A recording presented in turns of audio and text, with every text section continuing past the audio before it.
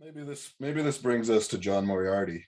I talked or mentioned earlier, trying to think about who some of the storytellers or mystics or guides that exist either in our time or relatively recently, who they might be to help us navigate the world that we live in.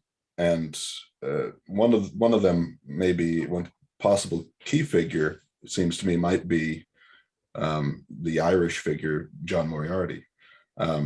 Now, you were involved in editing. You were the editor of a reader of his, and I'll hold that up because I've been poking through this, called "The Hut at the Edge of the Village," edited by Martin Shaw, and with a foreword by Tommy Tiernan, who is Jerry in Dairy Girls, as it turns out, right? Yeah.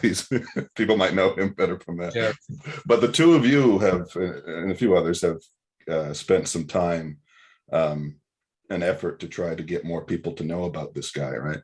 And maybe it would just be good for you to say who he was and really who he was. Like, what was he? Was he a poet? Was he a what kind of a character was he? He was a wild character. And when you talked about the church sometimes squabbling amongst itself, and the organs of the church squabbling amongst themselves, I picture over somewhere on the edges is John Moriarty saying, I can be a Christian God, but I have to be a wild bush. You have to let me be a wild river, or something like that. I can't. I have to be out there. Maybe you can talk about him a bit. Yeah, I can talk about John. John was a Kerry man, lived till I think his very, very late 60s, died maybe 13, 14 years ago. Most of his life, I think, a little tortured, little tortured. As Campbell would say, the role of the community is to torture the mystic to death. And there was a bit of torture, I think, going on for him, although he certainly in Ireland picked up something of a following in his last 15 years. But a lot of the time he earned a living as a gardener. He was able to, I remember he gave what in his mind was a very well-paid talk. I think he earned 3,000 euros and possibly eked that out for several years to live on. So this is a man that never in his life, he never hit the ka-ching button. He was never franchised. Interestingly, he was very much along the same line, not a different person. It was the same time John O'Donoghue became very popular with his book Anam Cara, that was a big seller and was huge. John was on the road and unfortunately died very unexpectedly as quite a young man. But Moriarty grew up in a rural Catholic setting, then moved out into the philosophies and the mythologies of the world. He went over to Canada and became a lecturer, but then found he yearned to return to Ireland. But, John had been putting his stick into a big pile of medicine for a long time, and that does something to you. He was sort of rewired by the time he returned to his little Catholic community. And the trouble is, in this life, good conversation is hard to find. And I think it was hard for John to find people to talk to. And the way John managed to communicate most effectively to fairly straightforward rural folk was through his storytelling. It wasn't actually through his writing, it was his storytelling. And I have lost count of the amount of Irish folks that I've met now that said, I could not really make head nor tail of his books, but when John told a story, I was absolutely gripped. Yeah. And his books are tough country after a while. I would suggest, if anyone's interested in John, to begin with the book that you have in your hand and then go out towards a book called Dreamtime, a book called Invoking Ireland, and then if you really take a deep breath, read his massive biographies that begin with a book called Nostos. I've dipped into Nostos a little bit. It is massive, and not just in page count either. I mean, it's just filled every page with references of all kinds of stories and things that he's written. I mean, he's read over the course of his life. It's very dizzying. I'll read just something that you have a couple sentences you have in your introduction to him. You Mm. said you said I was fully grown by the time I came to Moriarty, well into my second book. I knew what erudition felt like on the page. I'd sat for thousands of hours in wild places, 4 years in a tent, been broken open by the mysteries and left gasping. But what I had not encountered in a Western writer was the chant. What is the chant of John Moriarty? It's something you'd actually have to listen, go on YouTube or buy one of the. There's a tempo. There's a tempo and a music to the way John spoke orally and on the page. That's the sense of the chant, the sense of the sacred announcing itself, the kind of heightened tension and arresting of the moment in his linguistic skills, in the way he spoke. If you hear John talk, you quickly realize that what he's writing is in absolute simpatico to how he speaks and thinks. That's not normal for writers. Yeah, right. Writers are terribly introverted, and all the work really happens on the page. It is a very, very rare thing when someone is also a mesmeric communicator and can write as well. But if you read the introduction that Tommy Tiernan gives to that book, he says, I like the books, but you've got to hear him. You've got to hear him. And there's actually Lilliput Press that put out the Moriarty book, have a set of recordings. I think it's called One Night in Eden. It's expensive, but it's worth it. And that will get you through a cold winter. If people have their interest piqued by this, I would say read the story, Big Mike, that is in the beginning of this book, but maybe listen to it, because that is on YouTube, that segment of him telling his story, Big Mike. And it's not verbatim. It's not, you can compare the two too, which is kind of interesting. He's just retelling it seemingly from memory in the audio. But if you look up on YouTube, Big Mike, you will see exactly what Martin is talking about in terms of the chant and the cadence. And I find it's a gift. I mean, because once you have it in your head, it's in your head and you can use it to read everything that he's written. I mean, I can now hear his voice, and I've barely dipped in, but I can now hear his voice every time I pick this up and go through different things. And yeah, I mean, what is the difference there? You talk about how most writers are introverted and their voice really comes on the page. It's not identical with the spoken word. I mean, clearly he's tapping into something that felt different, that feels older. Is this more in line with an old story? Let me ask it this way. Did he do that because he was such a, just by chance, such a strange and different kind of a person? Or do you think that there's some kind of experiences that he had that allowed him to tap into something in the old tradition of storytelling like that? Or maybe it's part of Ireland, I don't know. Although John does create a doorway in his writing for visionary experiences that he had, I suspect he was just naturally brilliant.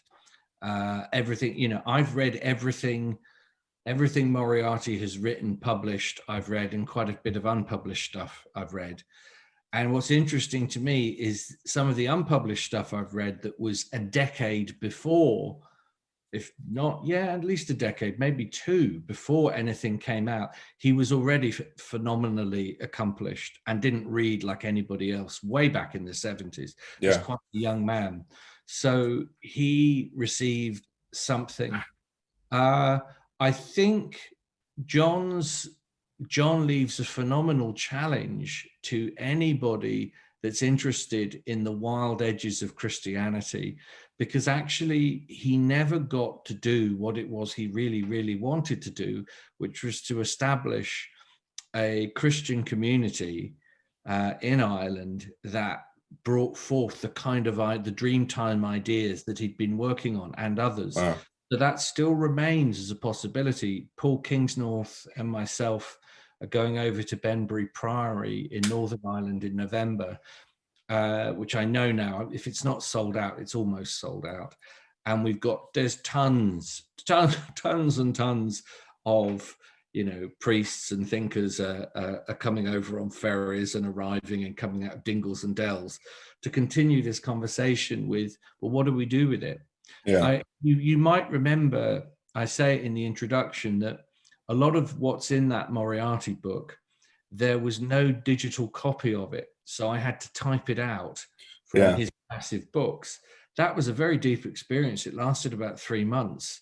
Wow. And probably, I wouldn't want to put the blame on him entirely. I would have thought probably had some sort of influence in the sort of the dimensions of Christianity that were starting to open up for me. Although I occasionally wished he could get to the bloody point a bit quicker than he does. Yeah. Yeah. That's interesting. I mean, there's an essential catastrophe at the heart of, you could tell that's at the heart of his being. And he opens, like I said, I've only read a little bit of this, but he opens, this is Nostos, also by Lilliput Press, which is the same as your reader. But he opens this memoir in a way that was really I've never kind of felt a bigger gut punch than what he does here, which is he starts his memoir as a child on Christmas Eve. And he talks about, the lamplight, the firelight. Tonight was different. Looking at the crib in the deep sill of our front window, I could see that the light of the highest heaven was in our house. It was a night of wonders, and Santa Claus would come and bring us what we asked for. There was no denying it. It was wonderful. In a glow of fellow feeling with all our animals, I went out and crossed the yard to the cow stall. And then he goes, pushing open the door, I looked in. At first, I just couldn't believe what I was seeing. No candles lighting in the windows, no holly, no crib, no expectation of kings or angels, no sense of miracles. What I saw was what I would see on any other night: 11 short-horned cows, some of them standing, some of them lying down, some of them eating hay, and some of them chewing the cud, and 2 of them turning to look at me. Devastated, I had to admit, it was an ordinary night in the stall. Coming back across the yard, I looked at the fowl house and the piggery in the darkness, and the silence that had settled on them couldn't say any more clearly: Christmas didn't happen in the outhouses. Christmas didn't happen to the animals. The animals were left out. And since the animals were left out, so inside me somewhere was I. And that, to me, seems to be, without having read much of him yet, seems to be the core of his struggle. All of this depth of feeling, all of this sense of wonder, this feeling of thanksgiving towards something, this kind of unpinpointable glory. Is this a mirage? Is this something that I was just told? Is it something that's in my head, or is it beyond? Where is the enchantment for the rest of the world? Where is the enchantment in the forest? Where is the enchantment for the animals? Is that what he was struggling with his entire life, or did he come to an answer? Yeah, he didn't. It wasn't always a struggle. There's also, and I won't go into it here. I think that there's an ongoing conversation for him about sex that never really resolves itself, and you go further and further in, and you hear that in the images he uses to describe coupling and lovemaking. You realize there's a tension in him around that kind of thing, and around the fact that he's very clear. He says, I'm married to divine ground, really. Yeah. I'm married to divine ground, which is going to mean that it's going to be no picnic for any woman that's trying to have a relationship with someone who's already sort of gazing half into the, Jacobena and the Desert Fathers and the Rhineland mystics, and all of that's going on in him. I chose to open my anthology of John with that story because I knew it's one people would feel and relate to. And then the book gradually gets more and more difficult as we go. Mm-hmm. But I think actually John very quickly, in life, it's not really what happens to us, it's what we do with it. And what he chose to do with those early wounds was explore them thoroughly and come back with what had been a perilous wound. It became a ritual cut. It became an initiatory deepening that he could then bless other people with. And he did, thank God, and we're all the richer for it. So actually, by the time he's in his early 20s, he's wrestling with the big, deep questions of where is the animal soul of Christianity, because Christ had it. Mhm. How have we gone so far from the true, as the Orthodox call it, the last true rebellion, which is the arrival of Yeshua? Mm. How has this happened?